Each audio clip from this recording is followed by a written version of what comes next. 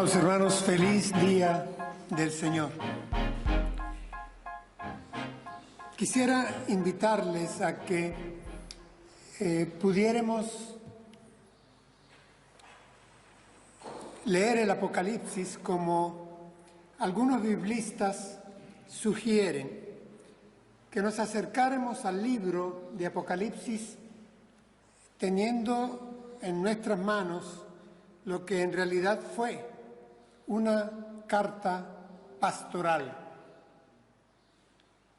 Evidentemente, aquí hay un contenido dirigido a la Iglesia de Jesucristo y a ciertas iglesias, en particular al comienzo, pero el desarrollo de la carta, evidentemente, como todas las cartas neotestamentarias, tiene un gran contenido doctrinal.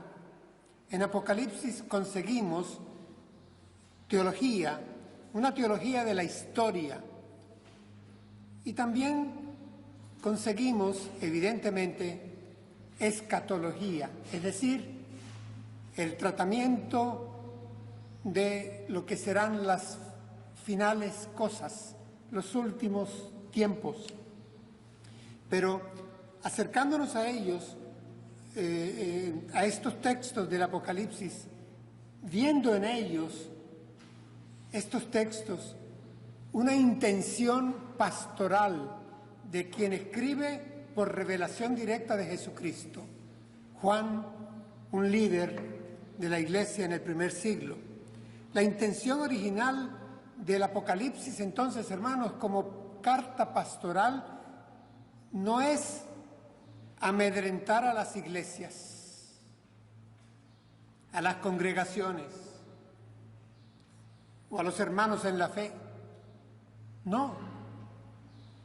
No es tampoco darles una herramienta escrita como un arma arrojadiza contra los adversarios de la fe. No, tampoco. Y por supuesto, no es amenazar mediante el escrito a cualquier lector con el juicio, con el fin del mundo, con el infierno o con el regreso, la segunda venida del Señor. Hermanos, Apocalipsis fue escrito dirigido a la comunidad de fe que se congregaba en varias iglesias y a nuestros hermanos de fe en general de ese primer siglo, para darles consuelo, para darles ánimo, para darles esperanza. Para eso fue escrito Apocalipsis. Fue escrito para ellos y escrito para nosotros también, para darnos esperanza, consuelo, ánimo. Y no solo para nosotros hoy, también para los que nos sigan, nuestros hijos o las generaciones que continúen luego en ese largo trayecto que evidentemente poco a poco se acorta. El Apocalipsis hace un énfasis, hermanos, que debemos de captar desde su comienzo, y es que Dios cumple su pacto. Nuestro Dios, ese a quien acabamos de cantar el himno, al Dios de Abraham, Loor, al trino Dios de Abraham, es un Dios que cumple su pacto, es un Dios que cumple su plan, es un Dios que cumple su promesa. Ese es el Dios de Apocalipsis. Se nos presenta como el Dios fiel y verdadero que cumple lo que ha prometido, el Alfa y la Omega. Así que la carta comunica un mensaje de triunfo universal, definitivo, total, centrado en Cristo Jesús. Eso es el contenido, el consomé de esta carta escrita por Juan de Patmos. Notamos en ella, les he dicho en más de una oportunidad, un alto sentido de adoración. Hay cantidad de expresiones que son propias de una multitud que adora, que alaba al Dios que ha cumplido en la historia y que la ha llevado hasta su final feliz. Evidentemente, el final de Apocalipsis, al que nos referiremos hoy, tocando los últimos 2 versículos de la carta, del libro, el final de Apocalipsis ratifica, confirma el todo del libro. Voy a leer para ustedes el final de la carta, de esta pastoral del libro. Dice así la palabra de Dios: el que da testimonio de estas cosas dice, ciertamente vengo pronto. Amén. Ven, Señor Jesús. Que la gracia de nuestro Señor Jesucristo sea con todos. Amén. Hermanos, de ahí tomamos el título para nuestra predicación de hoy: Vengo pronto. Y creo que en este cierre epistolar del libro encontramos 3 elementos a los que debemos abordar, debemos considerar. Los 3 elementos son, primero, una promesa. Segundo, una oración. Tercero, una bendición. Comenzamos por la promesa. El texto dice, el que da testimonio de estas cosas, dice, ciertamente vengo pronto. Cuando vamos al texto original, esa expresión, el que da testimonio, tiene carácter jurídico. Es una declaración de un testigo confiable que garantiza, que evidencia algo. Y en este caso es nada menos que Jesús el Cristo, el Alfa y la Omega. Él es quien garantiza, Él es quien da testimonio de todo lo que se ha escrito en esa carta a las iglesias y a nosotros, en todo el libro de Apocalipsis. Es Jesús mismo quien da testimonio, quien garantiza, quien anuncia, quien evidencia, declara y testifica que esto es real. Así que, tomando lo que observamos en primer lugar, Él es quien garantiza la promesa. Aquí hay una promesa. Ciertamente, vengo pronto. Es Jesús hablando. Y quiero que prestemos especial atención, hermanos, porque son las últimas palabras de nuestro Señor Jesucristo a nosotros. Son estas. Siempre estimamos que sus últimas palabras fueron aquellas en el monte de la Ascensión. Y sí, fueron. Pero Apocalipsis, esta carta, que es revelación de Jesucristo mismo, cierra con estas palabras de parte de Jesucristo. Así que estas son las últimas palabras de Jesucristo, dadas por revelación a Juan en la isla de Patmos, ya cercano al fin del primer siglo. Y sus últimas palabras fueron para nosotros, ciertamente, vengo pronto. No dijo más. Ciertamente vengo pronto. La expresión ciertamente es aquella que el Señor Jesús utilizó mucho cuando estuvo sus 3 años de ministerio en las tierras de Galilea, de Judea y de Samaria. Era aquella expresión de los profetas del Antiguo Testamento. En verdad os digo. Es la misma expresión judaica. Ciertamente. Algunas versiones de nuestras Biblias dicen, he aquí, vengo pronto. Otras dicen, sí, vengo pronto. Otras dicen, ciertamente, vengo pronto. Pudiéramos decir, para tener el sabor de su verbo, de su discurso, cuando estuvo encarnado entre nosotros, en verdad os digo, vengo pronto. Así que nos encontramos con una promesa que tiene título, carácter eminentemente personal. Está tácito, aunque algunos manuscritos de los más antiguos dicen yo vengo pronto. Pero evidentemente la frase está conjugada, el verbo está conjugado en la primera persona del singular. Es Jesús quien habla y dice yo vengo pronto. Está anunciando, prometiendo su regreso. Miren, el Señor Jesús anunció su muerte y la cumplió. Nadie me quita la vida, yo la pongo por mi propia voluntad. Él anunció que habrían de destruir su cuerpo, pero que al tercer día Él anunció su resurrección. Destruyan este templo, en 3 días lo levantaré. Él anunció su resurrección y la cumplió. Y Él anunció su regreso y está por cumplirse. Anunció su muerte, anunció su resurrección y anunció su regreso. He aquí, vengo pronto. Ahora, evidentemente, en esta afirmación, vengo pronto, vuelvo pronto, la primera parte, el verbo, está muy claro y forma parte de nuestro querigma, de nuestra predicación, de nuestro evangelio.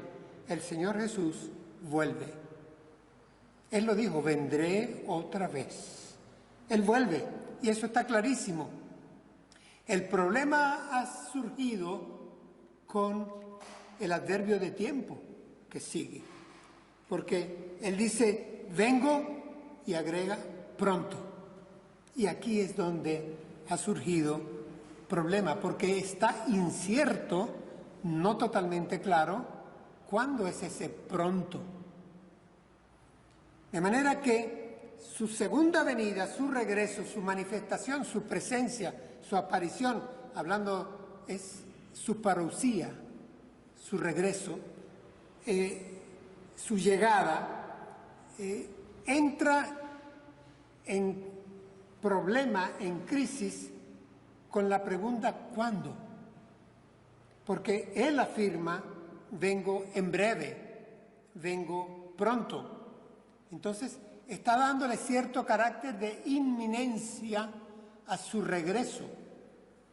Hermanos, sobre estas cosas del final de la historia, si nosotros tuviéramos que hacer una suerte de encuesta popular, veríamos que los hombres hoy en día estarían más dispuestos a creer en la posibilidad de que el mundo tal como lo conocemos se deshaga, una hecatombe y haya un final desastroso, el fin del mundo. Algunos se apuntarían en esa opción, pero si habláramos de algo más, y ya hablaremos, por ejemplo, del juicio final, la mayoría no lo acepta, no lo concibe, y hasta le provoca indiferencia o burla. Y si tuviéramos que hablar de algo mayor y que asociado está, cuál es el regreso de nuestro Señor Jesucristo, su segunda venida, ya queda en menos, en casi cero. Así que estarían más dispuestos a creer en el fin del mundo, casi nada o nada en el juicio final y, por supuesto, en grado mínimo, creer en que Jesús regresa. En Apocalipsis aparece 6 veces la expresión vengo pronto. 6 veces.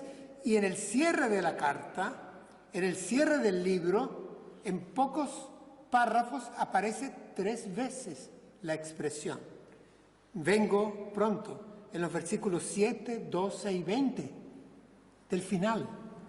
He aquí, vengo pronto. He aquí, vengo pronto. He aquí, vengo pronto. Es definitivamente un énfasis. Y este énfasis, como les digo, por el pronto, el breve, el factor tiempo, ha desencadenado desde mi análisis dos fenómenos. El primero de ellos es la agresividad, el reto de los burladores, de los argumentadores que nos enrostran en cualquier momento de conversación que pase casi a discusión, su escepticismo, su negacionismo. Si nos atrevemos a incluir en nuestra conversación que nuestro Señor Jesús prometió regresar y que va a volver y que está más pronto ahora que ayer, habrá una sonrisita burlona en la cara de nuestro interlocutor. Y no me extraña, desde el primer siglo ya pasaba. El apóstol Pedro escribe en su carta lo siguiente: sobre todo, leámoslo para nosotros, sobre todo tengan en cuenta que en los días últimos vendrá gente que vivirá de acuerdo con sus propios malos deseos y que en son de burla preguntará. En son de burla preguntará: ¿qué pasó con la promesa de que Cristo iba a volver? Ya murieron nuestros padres y todo sigue igual desde que el mundo fue creado. Esto lo escribe el apóstol Pedro, poco más de mediados del siglo I. Ya habían algunos que mostraban su negacionismo, su burla a los creyentes en Jesús, diciéndoles: ¿cómo es eso de que el Señor vuelve pronto? ¿No decían ustedes eso? Miren, ya han pasado 30, 40 años y nada. Hoy en día, mucho más. Han pasado 2000 años casi y no vuelve todavía. Nada. Aquí nos agrega, sin embargo, un detalle que les sugiero lo tomemos en cuenta. Dice que usualmente estos burladores que surgen frente a la afirmación de que Jesús vuelve pronto, que vendrá en breve, dice que viven de acuerdo a sus propios malos deseos. La verdadera motivación no es una motivación de argumentación histórica, ni siquiera teológica, y ni filosófica, no. Su verdadera razón es que tienen una vida disoluta, son hedonistas, quieren vivir según sus propios deseos, concupiscencias, dice una versión antigua, que quede claro. Y por esa razón nos atacan si mencionamos que el Señor Jesús regresa, cosa que debemos mencionar como parte de nuestro mensaje, de nuestro discurso. Y el segundo fenómeno que noto es quizá más notorio para nosotros, porque se da dentro de nuestro propio mundo evangélico.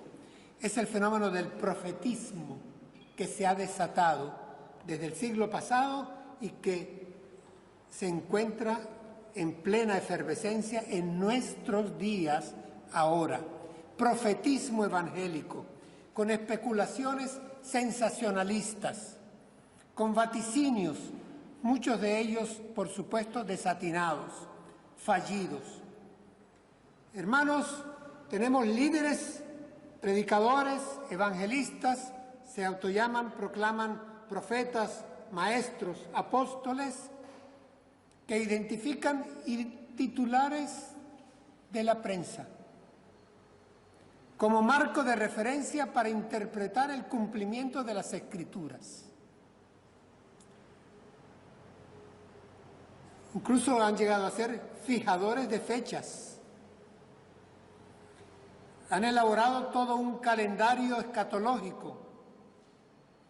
Parece que olvidan aquella advertencia del Señor Jesús a sus apóstoles, a sus discípulos y por supuesto a nosotros. ¿Recuerdan cuál fue? No os toca a vosotros saber, conocer el tiempo en que estas cosas van a suceder. Esto solamente corresponde al Padre Celestial. No os toca a vosotros estar elaborando la agenda, el tiempo, la cronología, el calendario, las fechas en que se han de cumplir estas cosas. Eso se lo dijo Jesús poco antes de ascender a los cielos a su grupo apostólico, y pareciera que hoy en día algo de esto se ha olvidado. La palabra que se usa aquí para definir breve, para definir poco tiempo, pronto, es tachu en griego. Y quiere decir ambas cosas, tanto pronto, como bien ha sido traducido, como rápidamente, como súbitamente. Ambas cosas, es decir, de repente, en un instante, sucederá. No es una cosa de proceso lento que Él irá viniendo en un gerundio que de a poco, no. Cuando venga, vendrá, y vendrá de súbito, y vendrá, bueno, la expresión judaica era cual ladrón en la noche, cuando no es esperado. Y por supuesto también quiere decir el vocablo griego, vendrá pronto. Hermanos, y es que en nosotros, este pronto, en el mundo evangélico, en nuestras iglesias, ha generado cierta ansiedad, cierta desesperación y en algunos hasta desesperanza. El asunto, hermanos, es que, como escribía el apóstol Pablo a los romanos, a la iglesia en Roma, hace 2000 años, dicen: todo esto tengan en cuenta el tiempo en que vivimos y sepan que ya es hora de despertarnos del sueño, porque nuestra salvación está más cerca ahora que al principio, cuando creímos el mensaje. Y no se está refiriendo aquí a la salvación como hecho de vida eterna, sino a la consumación de la salvación, porque hemos sido salvados, estamos siendo salvados y seremos salvados. Entonces, el apóstol lo advierte a la iglesia en Roma. Es que el Señor Jesús había puesto 2 ejemplos en parábolas. Los quiero recordar solamente mencionándolos. ¿Recuerdan? Es decir, hay 2 errores en extremos, o el antes o el después. En el caso de las vírgenes, vino después. En el caso de los siervos, regresó antes. Hermanos, nosotros no conocemos la hora de Dios, el kairos de Dios. El apóstol Juan, cuando escribe su carta, también le dice a los hermanos: hermanos, ya es el último tiempo, el último tiempo.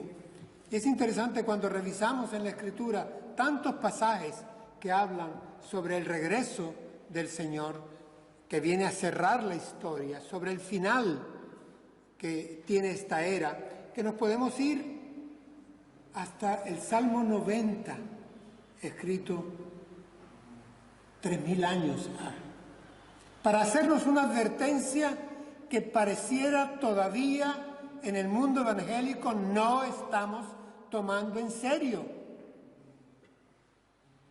Dice así el salmista: porque 1000 años delante de tus ojos son como el día de ayer que pasó, y como una de las vigilias de la noche. Esto es palabra de Dios.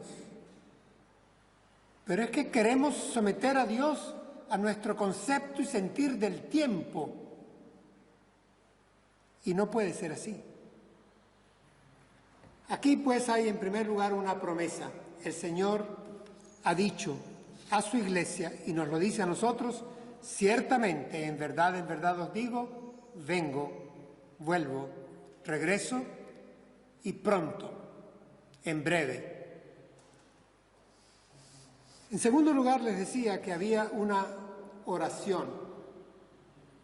¿Cómo continúa el pasaje, dice, amén, ven, Señor Jesús. Es una plegaria, esta es una oración. Luego de leer la carta, luego de leer todo el libro, los hermanos que hubieran leído la carta, leído el libro, terminarían con una oración dirigida al Señor glorificado, al Alfa y el Omega, la estrella de la mañana, al Rey de Reyes, el Verbo de Dios, el Señor de Señores, el Alfa y el Omega, el principio y el fin, al Cristo resurrecto, al Cordero inmolado. Una oración muy, muy breve. ¿Cuál es la oración? Amén. Ven, Señor Jesús. El contenido de la oración, ¿cuál es, hermanos? Que venga en su estado transfigurado a transfigurar este mundo deteriorado. Esa es la oración. Ven, Señor Jesús, en tu estado transfigurado, con tu poder de hacer nuevas todas las cosas, a transfigurar este mundo que está seriamente deteriorado, humanidad incluida. Es una oración que nos dicen los eruditos que formaba parte, hermanos, de la liturgia de la iglesia primitiva, de nuestros hermanos del primer siglo, cuando hacían sus cultos. Se reunían y cerraban el culto con esta oración. Quien escribe es Juan, un judío de lengua aramea. Juan ha utilizado imágenes de toda la apocalíptica judía, imágenes de Isaías, imágenes de Ezequiel, imágenes de Daniel, imágenes de Zacarías. Ha utilizado figuras de la escuela rabínica del período intertestamentario. Es un arameo, y como buen arameo, pensaba en arameo. Y lo que está escribiendo aquí, aunque lo puso en griego, es algo que cerraba el culto judío de los cristianos del primer siglo. La palabra la hemos oído antes. Se resume en una palabra compuesta. Óiganla. En arameo, Maranata. Maranata. Esta es la palabra, este es el vocablo. Pero atención, hermanos, que esta palabra depende cómo la partamos, porque es compuesta. Puede significar o una declaración o una petición. Si nosotros decimos Marán Atá, es una confesión de fe, y la Iglesia también la usaba, pero no en sus cultos. Y al decir Marán Atá, decían es, nuestro Señor viene. ¿Ven la declaración? La profesión de fe, Marán Atá, nuestro Señor viene. Pero si la partían, Marana Ta, quería decir, Señor nuestro, ven. Y lo que aquí está es Marana Ta, Señor nuestro, ven. Es una plegaria con la que cerraban sus pequeños cultos nuestros hermanos, en sus casas o en las catacumbas, o escondidos en las cuevas, o en algún lugar donde nadie los pudiera alcanzar. Señor nuestro, ven. Es una plegaria. Pablo la utiliza, ¿saben? La encontré 2 veces revisando el Corpus Paulino. Este Pablo que escribía perfecto el griego, respeta ese Maranata 2 veces y lo pone en plegaria. Maranata, Señor nuestro, ven. Había ese toque arameo en que el Señor Jesús instruyó a sus discípulos quedó en la iglesia primitiva, porque era la lengua que usaban, era el hebreo popular, del vulgo, del no instruido, los que seguían al Señor. La mayoría no eran hombres de letras y utilizaban el arameo. Y aquí Juan utiliza, muy acorde con lo que la iglesia primitiva hacía en sus cultos, utiliza la expresión Maránata, Señor nuestro, ven. Finalmente, para terminar, nos encontramos con una bendición. Teníamos una promesa, encontramos también una plegaria, una oración y finalmente una bendición. Al más puro estilo paulino. Así cerraba sus cartas el apóstol Pablo: que la gracia de nuestro Señor Jesucristo sea con todos vosotros. Prácticamente todas las cartas de Pablo cerraban de esta forma. Así como la mayoría de los hermanos se saludaban gracia y paz, la palabra gracia estaba al comienzo y al cierre, porque la palabra gracia es el nuevo pacto que Jesús trae a los hombres. Gracia. Y aquí la encontramos, como no podía ser de otra manera, al final de esta carta de Apocalipsis. Que la gracia de nuestro Señor Jesucristo sea con todos. Amén. Que la gracia, muy neotestamentaria, muy evangélica, notemos que dice, la gracia de ¿quién? De nuestro. Y usa el colectivo, hermanos.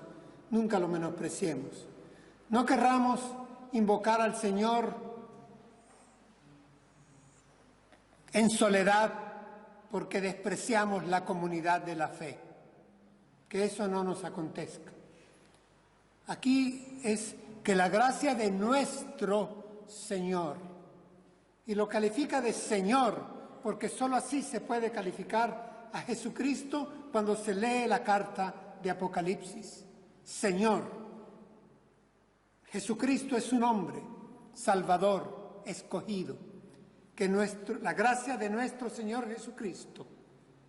Miren, Jesucristo comienza en la primera línea de Apocalipsis y está presente en la última línea de Apocalipsis. Una vez más, alfa y omega. Es el comienzo y el cierre de nuestra predicación y es el comienzo y el cierre de la escatología. Jesucristo mismo. Estaba al comienzo en la creación, estará al final en el cielo nuevo y la tierra nueva. Jesucristo. Entonces, por un instante, ya para cerrar, hermanos, que la gracia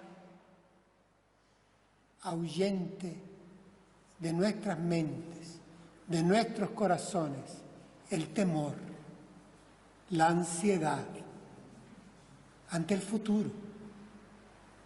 Estamos cubiertos por la gracia de Dios, que la gracia de Dios que está en Apocalipsis nos dé esperanza, ánimo, consuelo, conciencia de victoria, gozo, gratitud.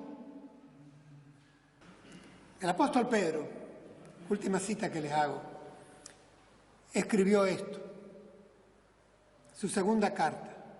El Señor no retarda su promesa, no retarda su promesa, según algunos la tienen por tardanza, sino que es paciente para con nosotros, no queriendo que ninguno perezca, sino que todos procedan al arrepentimiento. Hermanos, lo que sentimos como tardanza, como retraso, me gusta ahí, el griego me hizo sonreír, la palabra que usa Pedro, es el Señor no está alquitranado, no está lleno de alquitrán, que lo haga lento o lo inmovilice y por eso no regrese. Nuestro Señor no está alquitranado, escribe Pedro. Lo que pasa es que Él es paciente y quieren que más hombres y mujeres se arrepientan y lleguen y entren por las puertas de la Nueva Jerusalén, que son unas puertas que siempre están abiertas. Así la encontramos en Apocalipsis 21, en la descripción que ahí está. Hermanos,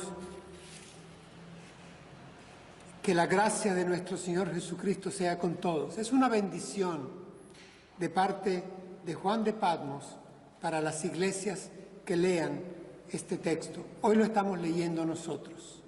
Y ninguna mejor forma de terminar este sermón que con esa misma bendición. Que la gracia de nuestro Señor Jesucristo sea con nosotros, con todos nosotros. Y cierra con amén. Amén. Damos gracias al Señor. Demos gracias al Señor.